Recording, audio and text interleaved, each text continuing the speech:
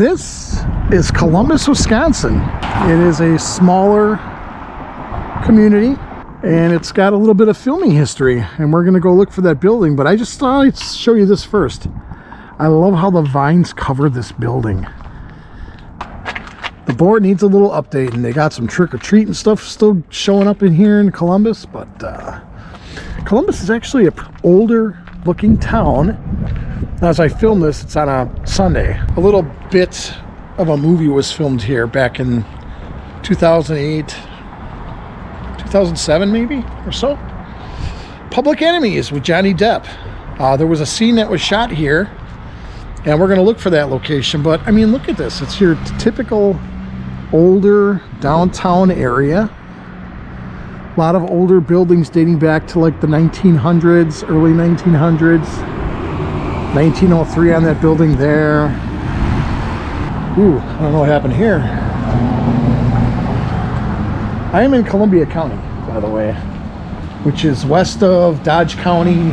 But the location that I'm looking for is on James Street. That might be it right there, but I'm not sure.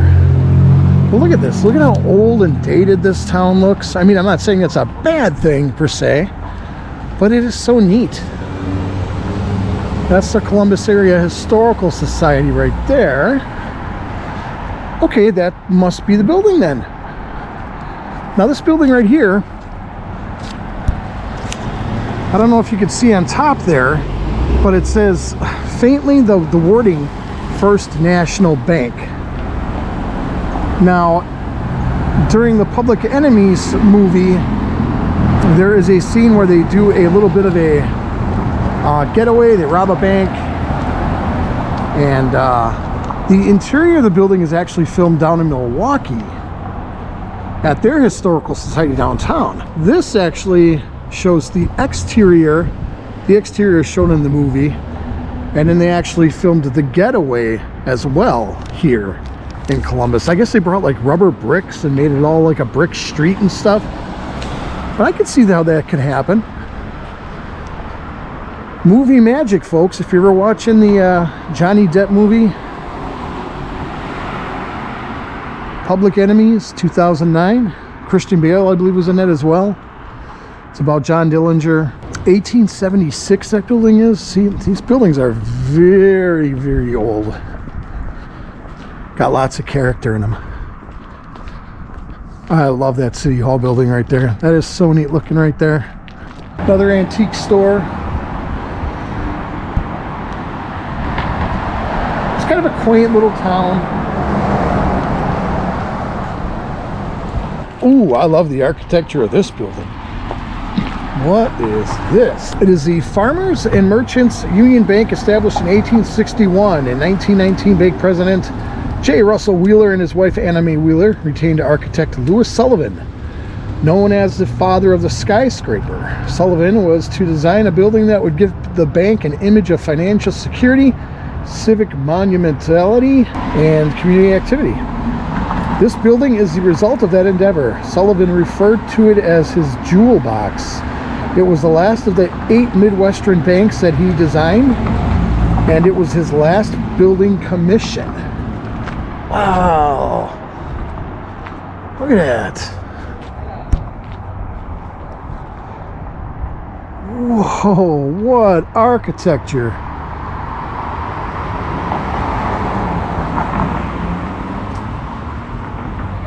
Beautiful. Unfortunately, it is not open today, but I would love to look inside of this building. Up there too, we got like an eagle up there. Wow. Look at the detail on this. It is registered as a National Historic Landmark. This site possesses national significance in commemorating the history of the United States of America, 1983.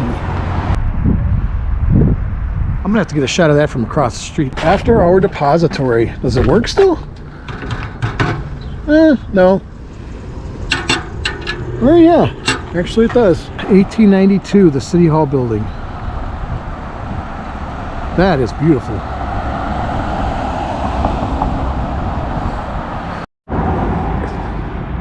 We've got this statue here on one of the streets. It's actually on Dickinson Boulevard and James Street. In memory of our comrades, formerly residents of Columbus, Otesco, Hamden, York, Elba, and Calamus, who now fill unknown graves, 1861 to 1865. And they got some of the names over here. Got Andrew Johnson, W.M. Taylor, Michael Anthony. Michael Anthony? I thought he was still with Sammy Hagar. I'm just kidding. Melvin West, Alfred Q. Edison, Thomas Lasky, William Smith, Milner Hawes, Morris Cook, Zeno Gibbs Jr., Henry Jones, John G. Jones, Gardner B. Johnson, Charles B. Mills, William Foster, William Richards, Francis E. Kiefer. See those doorways right there? What's that all about? You failed to pay your taxes on time? Go through those doors. That's where the tax collector is. Okay. Ah! I kid. This here is the George Griswold House. Built in 1848. It was completed in 1857, and it is on the National Historic Places Register. And as of today, this beautiful building is actually a funeral home and crematorium. What a beautiful house. All right, we found our first ghost sign. Oshkosh Bagosh, the world's best workwear. It says Bellex. Nice little piece of faded artwork from days gone by. We have come across my nemesis of the weekend, ice. This is kind of what the sidewalk looked like of the person that I delivered to yesterday and fell.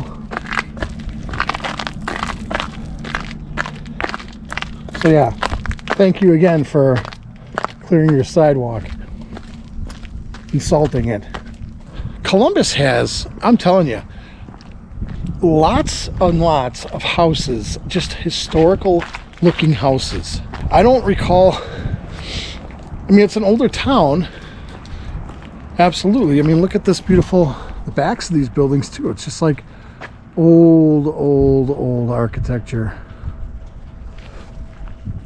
But as I'm walking around, you got this house over here in the corner, has some beautiful columns in front of it. Down here this way by that church, there's a nice older looking, there's actually a bunch of older looking houses here. Ooh, look at that, Express Video. Surprisingly, or should I say not surprisingly, no longer in business. 1892 Tremont Building. I wonder if that was a hotel at one point.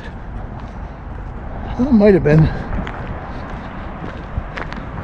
Very, very historic though. Then you got what almost looks like the 1950s updates there. Kind of ruins the building a little bit. Look at those windows up there on the third floor. They're all empty right there. On top, they're all boarded up. That must have been a hotel at one point.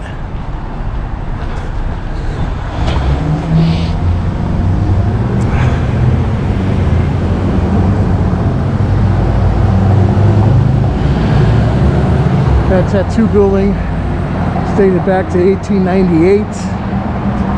It's got lots of character downtown Columbus. Look at that really cool barn there, and this house up here too. This has some historical. I saw a plaque in front of it, but man, oh man, is that gorgeous. It's just unbelievable. So stunning. That's kind of cool. The wraparound porch there. Look at that beauty. It's like the whole block has really cool houses on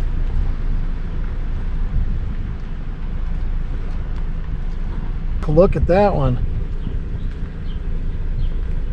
Gorgeous. They just got cool houses all over the place here. Look at that. Holy moly. And you got the crows making noise. Unbelievable. Well, I'm telling you, Columbus, you got some beautiful, beautiful buildings here. Beautiful homes. That's called the Kurth Mansion right there. Apparently they sell antiques out of that in Columbus, Wisconsin.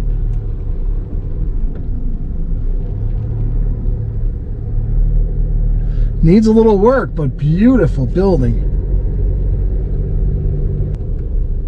Look at these cool old houses. Love that one.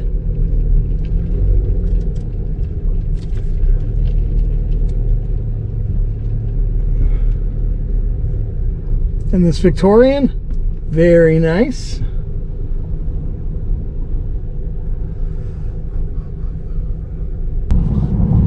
So now we have just entered Juneau. Juneau, and I know we are in Juneau. And no, she is not my caseworker. Comment below if you know what that movie quote is from. Which movie? But it is like, I guess, part of their downtown area? Or the downtown area? I suppose you call it that. A lot of bars. Jeez, Juneau. You guys like to drink here. Give you that there. That may be. Boy, they got a lot of bars on one block. Jeez Louise. Oh, that's the Dodge County Administration Building. That's a 50s right there. That's, ooh. That is about as... an old gas station turned into an ice cream shop. It's Art Deco was the word I was looking for in that building I just passed. I was trying to think of the word. I'm like, what is the term for that style of architecture? Why, that would be Art Deco, Yogi. What do I know? I don't know Juneau. But you know I know. Well, Juneau's got an airport. There's the Juneau Airport over there to the left. And there's a plane coming in over the road. Here we go. See it? It just crossed the road. Let's see that landing. Can they execute that landing?